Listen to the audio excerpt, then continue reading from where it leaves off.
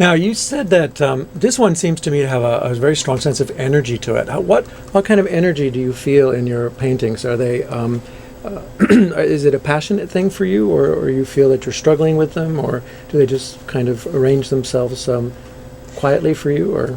Generally, it's probably pretty passionate. I mean, again, you try to make a mark with a certain amount of freshness and a certain amount of intensity. And it's not rote that you just scribble over and over again. I generally listen to music. I generally listen to Beethoven and Bach. I'm not quite sure why, but I think Beethoven's music is both lyrical and heroic and powerful, and there's something about it that I really resonate with. So then, in general, when you're doing the art, what is your pleasure in art, or your purpose in doing art? What does it bring you? I think it brings me a sense of purpose. It brings me a sense of being creative, which I think is purposeful. I think it connects me with the outside world, so I begin to have a dialogue with other people. In this way, I'm connecting with the city and as you pointed out, my outside environment, and maybe having a dialogue with other people as well. So I think there's a certain amount of connection that I respond to and like about it.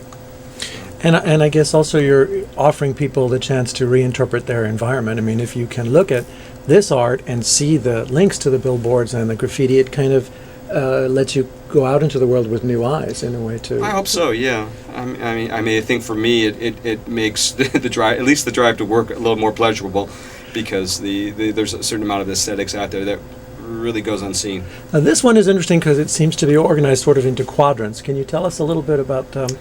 This is again a newer work, and I try to respond to each piece as its own separate entity, and not as. I think they have a certain common thread to them, but they don't resemble each other, like they're not all blue paintings.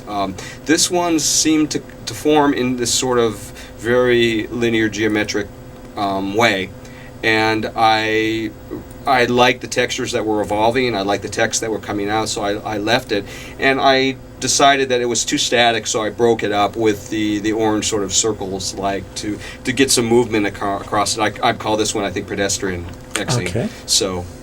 And this one then has more of an emphasis on the marks. I think those are those black marks are yours, right? Right, and that's earlier work. I think probably in 2007.